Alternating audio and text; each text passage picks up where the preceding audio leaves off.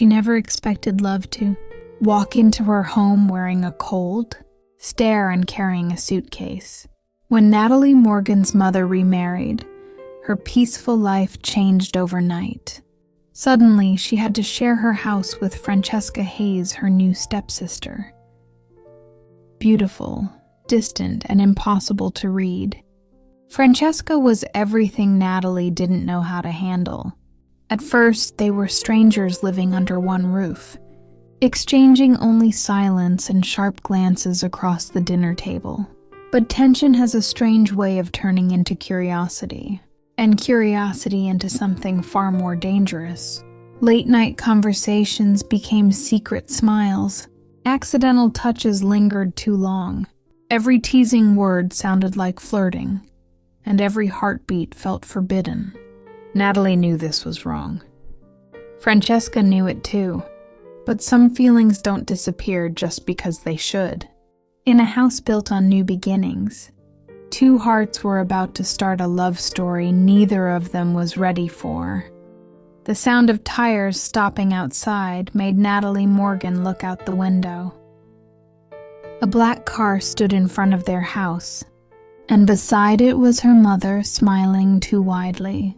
"Nat, come help with the bags," her mother called. Natalie sighed and walked downstairs. She already knew what this meant. Her mother's new husband was officially moving in today, along with his daughter. Then she saw her. Francesca Hayes stepped out of the car wearing headphones. Dressed in black, eyes hidden behind long lashes, she looked calm, elegant, and completely uninterested in everything around her. "This is Francesca," her mother said brightly. "Your stepsister."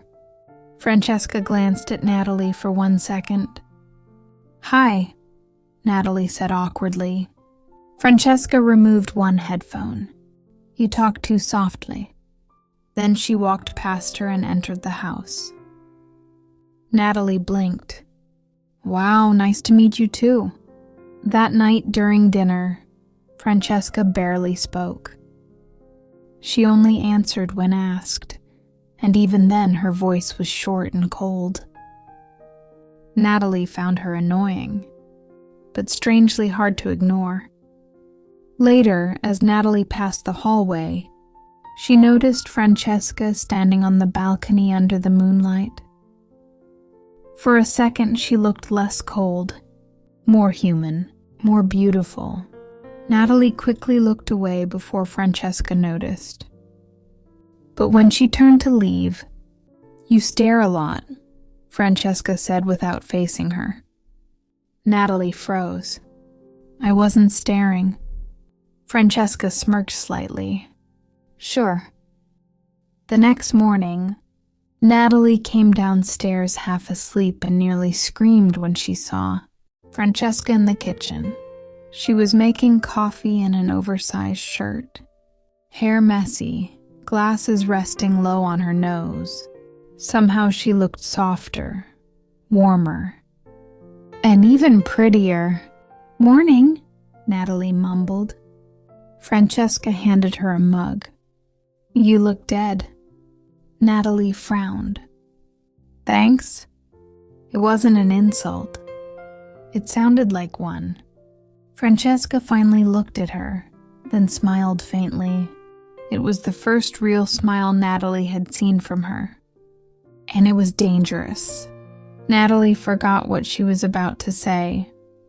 "Why are you blushing?" Francesca asked casually. "I'm not blushing." "You are now." Natalie grabbed her mug and escaped to the dining table while Francesca quietly laughed behind her. That whole day, Natalie couldn't focus. She kept remembering Francesca's smile, the teasing in her voice, the way she looked in the morning light. This was bad, very bad, because for the first time in her life, Natalie was starting to think her stepsister might be flirting with her. Living with Francesca Hayes quickly became dangerous for Natalie Morgan. Every morning, Francesca found new ways to tease her. She would steal bites from Natalie's breakfast, borrow her charger without asking, or stand too close whenever they were alone. And Natalie hated how much she noticed everything. One afternoon, Natalie was reaching for a cereal box on the top shelf when another hand suddenly grabbed it first. Francesca stood behind her, one arm over Natalie's head, trapping her between the counter and her body. "Looking for this?" Francesca asked softly. Natalie's breath caught. "You could have just handed it to me." "I know." Francesca placed the box down slowly, but didn't move away. Their faces were inches apart now. Natalie could smell her perfume, feel the warmth of her skin. "Why do you always get nervous around me?" Francesca whispered. "I don't." "You stop breathing." Natalie pushed past her and grabbed the cereal.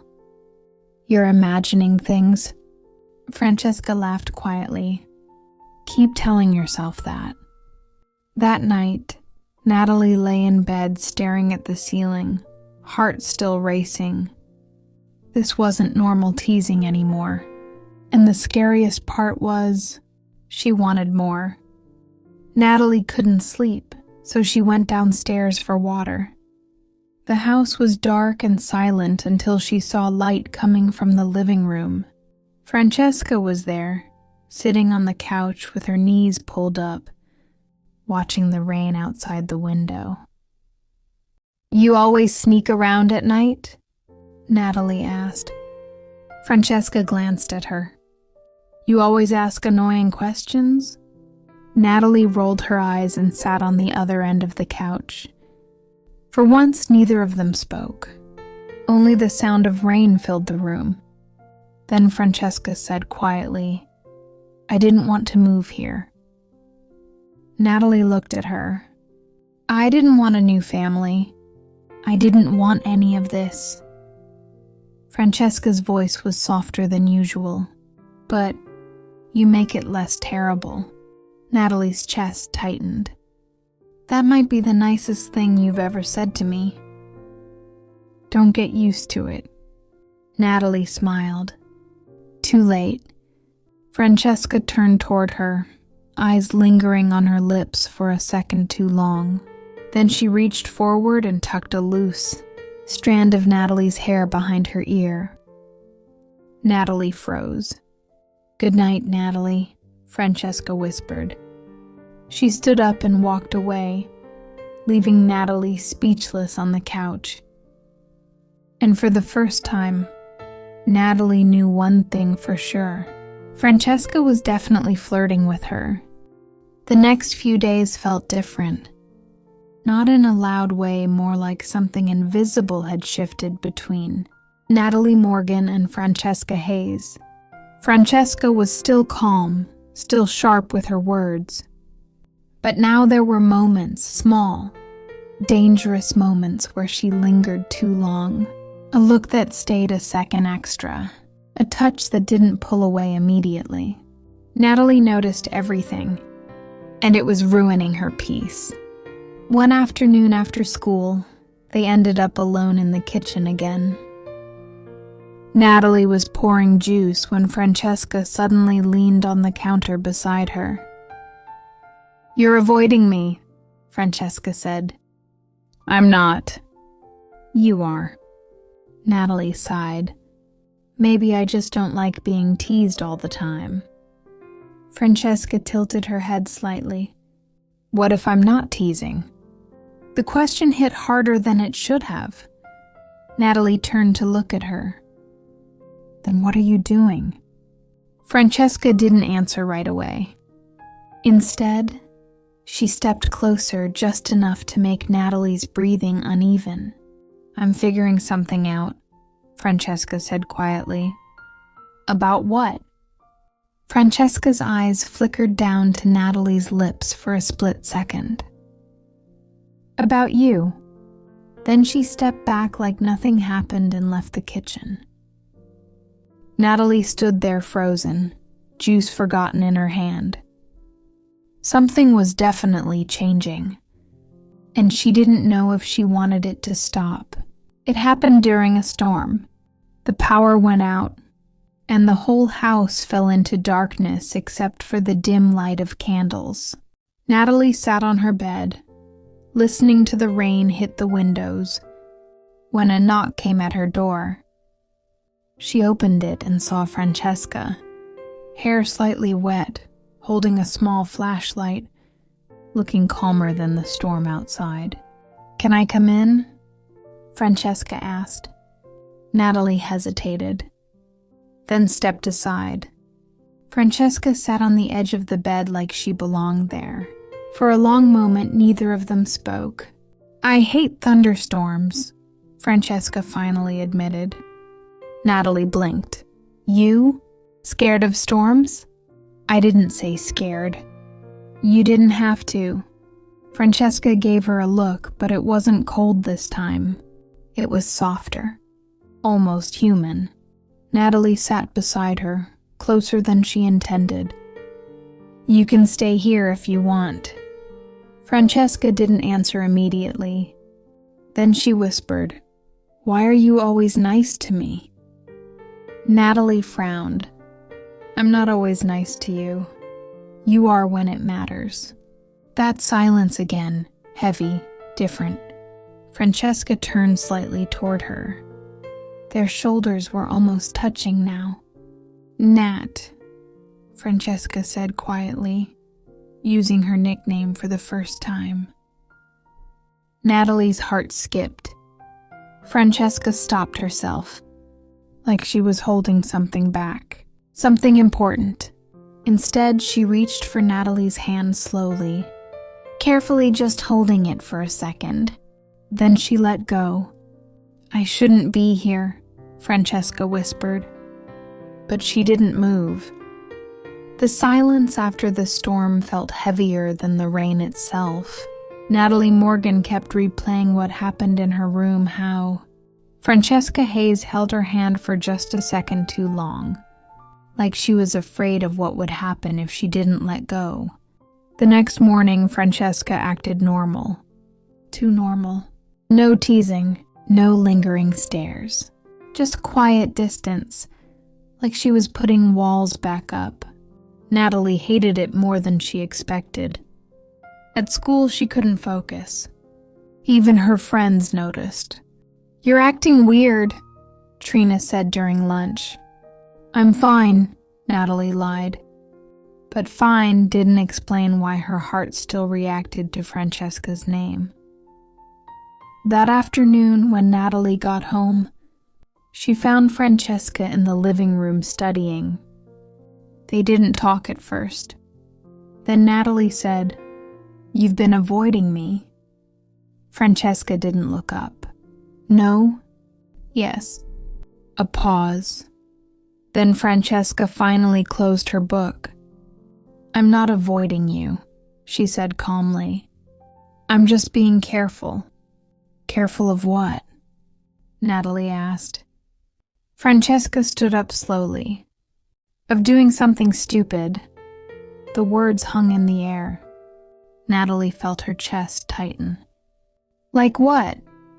Francesca walked closer but stopped just before she was too near. "Like wanting you too much," she said quietly. Then she turned away, leaving Natalie completely frozen. That night, Natalie couldn't take it anymore. She found Francesca outside on the balcony, staring at the city lights below.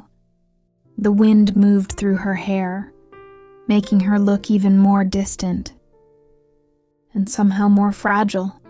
"You can't just say things like that and walk away," Natalie said. Francesca didn't turn. "I didn't mean to say it." "But you did." Silence. Natalie stepped closer. "Do you even hear yourself? You say you're being careful, but then you say things like you... Like I what?" Francesca finally faced her. Their eyes locked. Natalie lost her words, because Francesca wasn't joking anymore. There was no teasing in her expression now, just honesty, and something dangerously close to longing. "I shouldn't feel this way," Francesca said quietly. Natalie's voice softened. "Neither should I." That was the truth neither of them wanted to admit. Francesca took a slow step closer, then another. Natalie didn't move back. They were close now, too close, breathing the same air, standing on the edge of something they couldn't name. Francesca's hand lifted slightly, then stopped, shaking a little as if she was fighting herself. "I don't want to ruin things," she whispered. Natalie's heart was racing. "What things?" "This," Francesca said. "Us, whatever this is." A long silence. Then Natalie gently reached for her hand first. And this time Francesca didn't pull away. The moment Natalie Morgan held Francesca Hayes' hand, everything changed. It wasn't loud. It wasn't dramatic. It was quiet, too quiet for something so dangerous. Francesca looked at her hand like she didn't believe it was real. "You shouldn't do that," Francesca whispered. Natalie didn't let go. "Then stop me." That was it. The final thread snapped. Francesca pulled Natalie closer just enough that their foreheads almost touched. Their breathing slowed, tangled, impossible to ignore. "I've been trying not to feel this," Francesca admitted. "Since the day you looked at me like I wasn't just someone passing through your life." Natalie's voice shook. "You're not." Francesca closed her eyes for a moment. "We're stepsisters." "I know." That word should have stopped everything. It didn't. Instead, Francesca laughed softly, almost broken. "That's the problem." Natalie stepped even closer. Or maybe it's just the excuse. And for the first time, Francesca didn't argue. The space between them disappeared. But they didn't cross the final line. Not yet. Because outside the balcony door, reality still existed, and so did consequences. The next morning was different again. Too quiet, too careful. Francesca avoided Natalie completely. No glances, no accidental touches, nothing. It hurt more than any argument. At breakfast, their parents were talking about school, plans, normal things.